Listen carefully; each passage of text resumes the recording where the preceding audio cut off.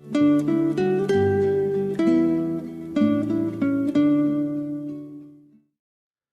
오늘도 예레미야서 33장에 기록된 이 말씀을 통해서 하나님께서 주시는 은혜를 우리가 함께 나누기를 원합니다. 여러분, 예레미야서 33장 말씀에는 많은 성도들이 부분적으로 알고 있는 유명한 말씀이 기록이 되어 있습니다. 예레미야서 33장 3절 말씀은 이 성도들이 기도해야 할 때 많이 인용되는 구절이기도 합니다. 너는 내게 부르짖으라. 내가 네게 응답하겠고 네가 알지 못하는 크고 은밀한 일을 네게 보이리라. 많이 들어보셨을 것입니다. 인생을 살아가다가 힘들고 어려울 때 뭔가 했으면 좋겠는데 예레미야 33장 3절 말씀에 내게 부르짖으라고 하니까 힘써 부르짖고 내 어려운 문제를 하소연하면 하나님께서 내가 알지 못하는 일들을 이루어 주실 것이라는 믿음을 가지게 됩니다. 그런데 여러분, 오늘 본문의 말씀을 잘 보시면 우리가 알고 있는 그런 의미에서 이 말씀을 주신 것이 아닙니다. 오늘 본문의 말씀은 이스라엘 백성들이 바벨론에 의해 멸망을 받게 될 정도로 국운이 기울었고 나라가 엉망이 되었는데도 아무도 하나님을 찾지도 않고 하나님께서 무엇을 원하시는지 이 하나님의 뜻은 구하지도 않는 것입니다. 그래서 하나님께서 이 예레미야를 통해 이 말씀을 주신 것입니다. 내 백성이 왜 나의 뜻을 구하지 않고 자기들이 원하는 것만 구하느냐, 내 뜻을 좀 구해라 라고 말씀을 하고 있는 것입니다. 하나님과의 언약을 어기고 말씀대로 살지 못해서 나라가 망하게 생겼는데 여전히 자기 욕심만 구하고 있다는 것입니다. 악을 행하다가 불순종해서 망하는데 그 불순종하는 삶이 더 잘 되게 해달라고 기도만 하고 있다는 것입니다. 도둑질하면서 들키지 않게 해달라고, 악을 행하면서 형통하게 해달라고, 노름을 하면서 끝발이 좀 오르게 해달라고 그렇게 기도하는 것이나 마찬가지입니다. 여러분, 오늘 예레미야서 33장 1절의 상황을 잘 보시면요, 그 내용이 예레미야서 32장과 연결이 되어 있습니다. 예레미야 선지자는 지금 나라가 망한다는 이 예언을 하는 바람에 시드기야 왕이 시위대 뜰에 있는 감옥에 가둬버렸습니다. 여러분, 예레미야서 32장 2절 말씀에 보시면 이 바벨론의 군대는 예루살렘을 에워싸고 있고요, 예레미야는 시위대 뜰에 갇혀 있습니다. 이때 자기 사촌 형인 하나멜을 보내 밭을 사라는 명령을 합니다. 왜냐하면 지금 이 바벨론에 망하는 것은 시작일 뿐 결국 이 하나님의 뜻은 다시 돌아오게 하는 것이 하나님의 뜻이라는 것을 보여주시는 것입니다. 하나님의 계획은 바벨론에 가서 이 이스라엘 백성들이 회개하고 돌아오는 것입니다. 그리고 두 번째 이 하나님 말씀이 임했다고 말씀을 합니다. 그게 여러분 예레미야서 33장 말씀입니다. 그래서 예레미야서 33장 1절 말씀을 보시면 예레미야가 아직 시위대 뜰에 갇혀 있을 때에 여호와의 말씀이 그에게 두 번째 임하니라 이르시되라고 말씀을 합니다. 하나님께서 이 감옥에 있는 예레미야에게 두 번째 말씀을 하시는 내용은 내가 앞에서 말한 내가 계획한 일들은 반드시 이루어진다는 것을 강조하기 위해 이 말씀을 주십니다. 여러분, 2절 말씀에 보시면요, 일을 행하시는 여호와, 그것을 만들며 성취하시는 여호와, 그의 이름은 여호와라 하는 이가 이와 같이 이르시도다라고 말씀을 합니다. 하나님의 뜻이 무엇입니까? 앞장에 나왔던 말씀과 연결을 하면 이 백성의 죄로 말미암아 이 나라는 망하지만 바벨론에 가서 다시 새롭게 되어서 돌아오게 하겠다는 것입니다. 그래서 잡혀가고 순종해라는 것입니다.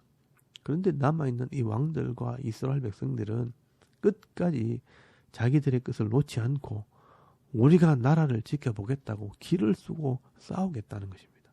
여러분, 4절 말씀에 보시면요, 어리석게 고집부리는 이 이스라엘 백성들의 모습을 설명을 합니다. 이스라엘의 하나님 여호와께서 말씀하시니라. 무리가 이 성읍의 가옥과 유다 왕궁을 헐어서 갈대아인의 참호와 칼을 대항하여 싸우려 하였으나 내가 나의 노여움과 분함으로 그들을 죽이고 그들의 시체로 이 성을 채우게 하였나니라고 말씀을 합니다. 여러분, 이 백성들이 이 하나님의 말씀은 무시하고 바벨론에 잡혀가지 않으려고 기를 쓰고 이 갈대아인 이 바벨론 사람들과 싸운다는 것입니다. 하나님의 뜻을 구하지 않고 끝까지 자기 고집을 부리고 싸우게 되면 결국은 하나님께서 이 백성들을 다 죽일 수밖에 없는 것입니다. 그래서 하나님께서 그 이유를 설명을 하십니다. 여러분 5절 말씀 중간에 이렇게 보시면 이는 그들의 모든 악행으로 말미암아 나의 얼굴을 가리어 이 성을 돌아보지 아니하였음이라 라고 말씀을 합니다. 이 예루살렘 성이 하나님 말씀을 버리고 불순종한 죄와 또 우상으로 더러워진 이 죄를 하나님께서 씻어버리기 위해서 바벨론으로 데려가겠다는 것입니다. 이게 하나님의 뜻이고 계획입니다. 여러분 6절 말씀에 보시면요. 그러나 보라 내가 이 성읍을 치료하며 고쳐 낫게 하고 평안과 진실이 풍성함을 그들에게 나타낼 것이며 내가 유다의 포로와 이스라엘의 포로를 돌아오게 하여 그들을 처음과 같이 세울 것이며 내가 그들을 내게 범한 그 모든 죄악에서 정하게 하며 그들이 내게 범하며 행한 모든 죄악을 사할 것이라 라고 말씀을 합니다. 여러분 이 이스라엘 백성들이 바벨론에 가야 그들의 죄를 씻을 수 있고 그 상처를 고칠 수 있고 다시 처음처럼 회복될 수 있다고 말씀을 하는 것입니다. 쉽게 설명하면 아이들이 병이 들어서 주사를 맞고 수술도 하고 치료를 해야 살게 되는데 병원에 가자고 하니까 그 말을 못 믿겠다는 것과 같습니다. 주사 바늘로 찌르고 칼로 살을 도려내면 내가 죽을 것 같아서 못 가겠다고 우긴다면 부모가 뭐라고 말합니까? 이 어리석은 아들아, 내가 너를 죽이려고 하는 것이 아니라 살리려고 하는 것이다. 내가 하는 대로 좀 따라와라. 내가 왜 이러는지 좀 생각해봐라 라고 말하지 않겠습니까? 하나님께서 이 자기 백성들을 살리려고 이 잘못된 것을 바로잡으려고 지금 매를 드는데 끝까지 반항하고 거부하게 되면 하나님께서 뭐라고 말씀하시겠습니까? 제발 좀 내가 무엇을 하려고 하는지 내 뜻을 좀 구해라. 내게 부르짖어라. 그러면 네가 알지 못하는 크고 은밀한 일, 앞으로 되어질 일, 이것을 네게 알게 해주고 보여줄게 라고 말씀하시는 것입니다. 여러분 하나님께서 이 이스라엘 백성들을 바벨론에 보내어 정결하게 하시고 돌아오게 하시는 이유는 이 이스라엘 백성들을 통해 하나님 나라를 이루기 위해서입니다. 결국은 하나님의 뜻을 이루기 위해 이 이스라엘 백성들을 회복시키겠다는 것입니다. 여러분 9절 말씀에 보시면요. 이 성읍이 세계 열방 앞에서 기쁜 이름이 될 것이며 찬송과 영광이 될 것이요. 그들은 내가 이 백성들에게 베푼 모든 복을 들을 것이요. 내가 이 성읍에 베푼 모든 복과 모든 평안으로 말미암아 두려워하며 떨리라 라고 말씀을 합니다. 결국 이 세계 열방들에게 이 복을 전하기 위해서 이 이스라엘 백성들을 다시 세우시겠다는 것입니다. 그래서 여러분 15절 말씀에 보시면 이 땅에 메시아를 보내어 이 메시아를 통해 이 하나님의 나라를 이루게 하시는 것이 하나님의 계획이라고 말씀을 합니다. 여러분 15절 말씀에 보시면 그날 그때에 내가 다윗에게서 한 공의로운 가지가 나게 하리니 그가 이 땅에 정의와 공의를 실행할 것이라.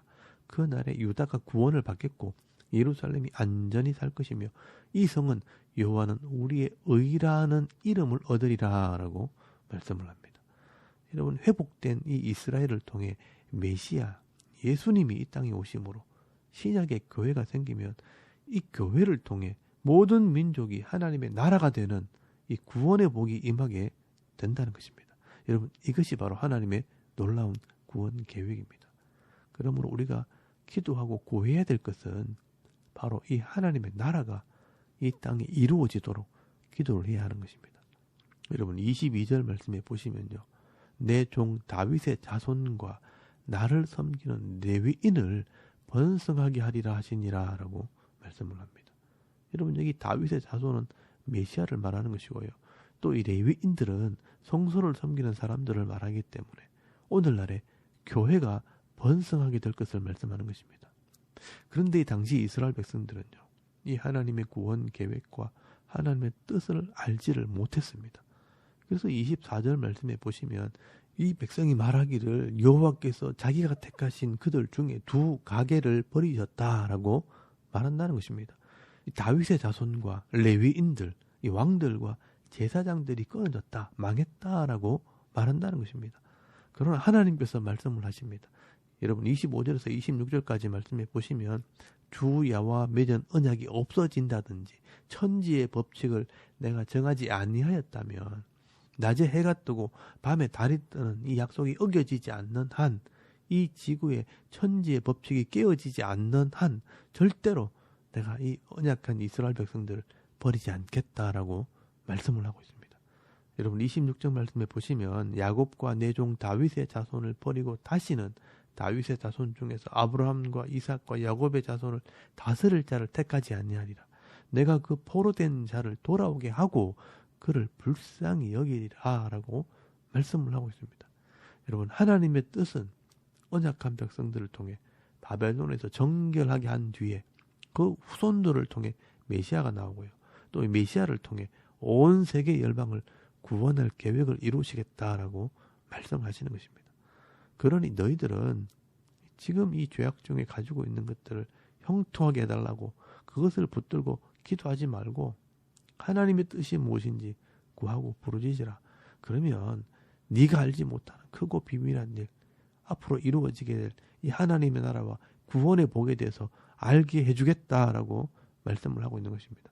여러분 죄의 모습대로 잘 먹고 잘 살게 해달라고 이 고통의 문제를 해결해 달라고 자꾸 때를 쓰고 울면서 기도하지 말고 하나님의 뜻대로 순종하면 그리고 믿음으로 하나님의 이름을 부르면 네가 알지 못하는 크고 놀라운 이 회복의 은혜를 부어줄 것이라 라고 말씀을 하는 것입니다. 여러분 예수님께서도 수없이 기도에 대해서 말씀하시면서 네게 있어야 할 것을 하나님께서 다 아시니까 먹을 것 입을 것 좀 구하지 말고 먼저 그의 나라와 그의 의가 이 땅에 이루어지도록 기도하라고 말씀을 하지 않습니다. 여러분 오늘 우리 대부분의 성도들이요 이 이스라엘 백성들처럼 인간적인 기도를 지금 하고 있습니다. 하나님 말씀에는 관심이 없고 하나님과 약속한 말씀은 하나도 지키지 않으면서 교회에 오는 믿음만 가지고 예수를 아는 믿음만 가지고 내게 복을 달라고 이 현실의 문제를 좀 해결해 달라고 그것만 기도하고 있는 것입니다. 그렇다면 하나님께서 더 답답해 하십니다. 내가 복을 주고 싶어도 못 준다는 것입니다. 말씀대로 순종하지 않고 악을 행하면서 기도하고 있는데 어떻게 내가 이 기도를 들어줄 수 있겠는가? 하나님의 말씀대로 살도록 기도하고 믿음으로 하나님의 이름을 불러야 내가 도와줄 수 있다라고 말씀을 하시는 것입니다. 여러분 오늘도 이 예레미야서 33장 말씀을 통해서 오늘 우리만큼은 하나님의 뜻과 이 마음을 깨달으시고요. 우리가 기도하고 구하는 것들이 너무나 인간적인 것은 아닌지 한번 돌아보시고 하나님의 뜻을 구함으로 하나님의 나라의 복을 받아 누리시고요. 또 이 땅에서 하나님께서 채워주심으로 부족함이 없는 이 풍성한 삶을 살아갈 수 있는 저와 여러분의 이런 영적인 삶의 모습이 되실 수 있기를 주의 이름으로 축원합니다. 아멘. 우리 잠깐 기도드리겠습니다. 오늘도 먼저 이 하나님의 나라와 그 의를 구하는 이 기도를 통해 풍성한 은혜를 누리게 하옵소서. 또 나라와 이 백성들을 위해 교회와 가정과 자녀들을 위해서 기도하시고요. 또 개인의 기도 제목을 따라 기도하고 오늘 하루 삶을 또 시작할 수 있길 바랍니다. 다 같이 우리 하나님께 한번 기도드리겠습니다. 살아계신 하나님, 오늘을 참 감사합니다. 오늘 이 아침에 하나님을 우리가 예배해